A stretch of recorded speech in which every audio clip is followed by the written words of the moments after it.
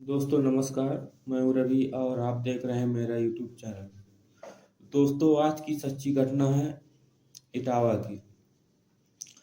बीते सोमवार इटावा में एक बहुत दर्दनाक हादसा हुआ जिसमें एक सराफा कारोबारी मुकेश वर्मा ने अपने 3 बच्चों और पत्नी की बेरहमी से हत्या कर दी या मौत की नींद सुला दी। दोस्तों मुकेश काफी दिनों से परेशान चल रहा था और इसकी 2 शादियां हुई थी। पहली बीवी शादी के 1 साल बाद खत्म हो गई थी।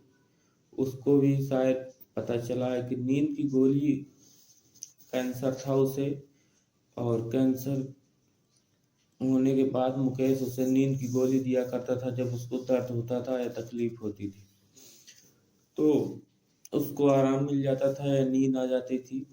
उसके बाद मुकेश ने पत्नी को भारी तकलीफ हो रही थी एक दिन, ये मुकेश का ही बताया हुआ है।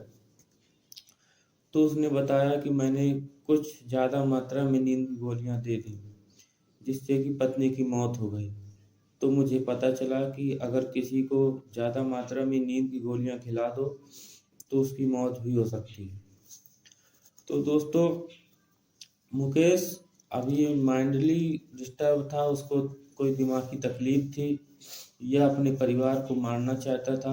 अब इसके बारे में पुलिस जांच कर रही, पड़ताल कर रही है। पुलिस ही ज़्यादा सही बता सकती है। एक शख्स जिसका परिवार आराम से हंसता खेलता रह रहा था, उसने एक बड़ी बेटी उसकी दिल्ली में रहती थी जिसका नाम था भाव्या।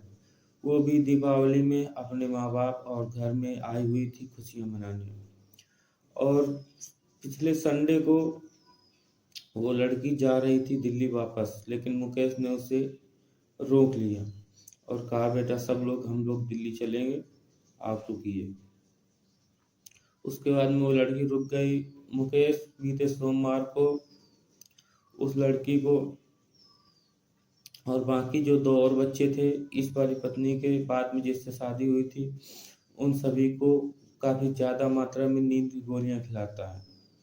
और जैसे ही नींद की गोलियां खिलाता है और पत्नी को भी शाम को नींद की गोलियां देता है ज़्यादा मात्रा में, और उनसे कहता है था कि मैं मर जाऊंगा, मेरे अंदर काफ़ी तकलीफ है, मेरे काफ़ी दिक्कतें हैं। अब जो भी दिक्कतें हैं उसको पर्सनली वो जानता होगा, मैं नहीं जानता। लेकिन वो कह रहा था कि मेरे बहुत सारी दिक्कतें हैं, मैं मर जाऊंगा, आत्महत्या कर लूंगा। तो पत्नी और बच्चे कहते थे कि नहीं, आप अकेले न मरिएगा। पत्नी कहती थी हम लोग भी मरेंगे साथ में, हम लोग यहाँ जी कर क्या करेंगे।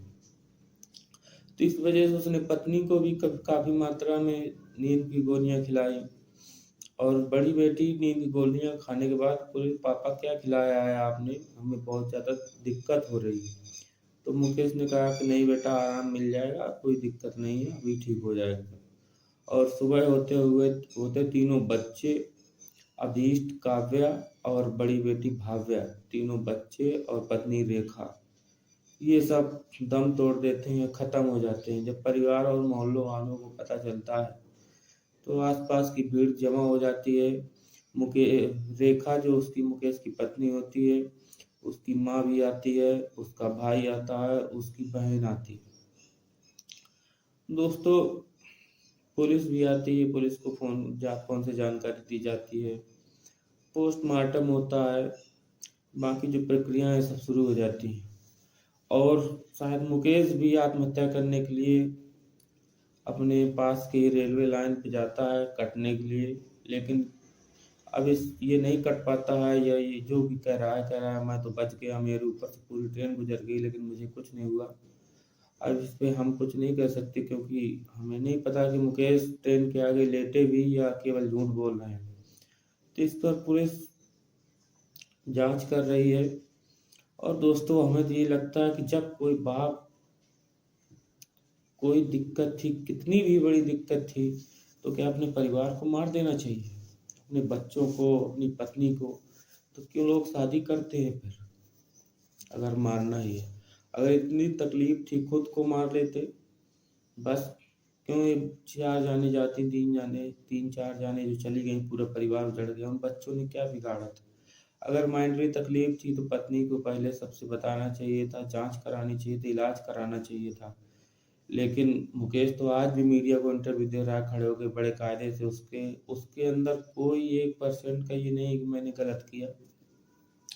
तो दोस्तों आप लोग अपनी राय कमेंट बॉक्स में रखिएगा, और मेरा अगर ये वीडियो अच्छा लगे तो वीडियो को लाइक करिएगा, और चैनल पर नए हो तो चैनल को सब्सक्राइब करिएगा। मिलते हैं नेक्स्ट वीडियो में। बहुत ही दुखद घटना है, और मैं अब इससे ज़्यादा क्या बताऊँ।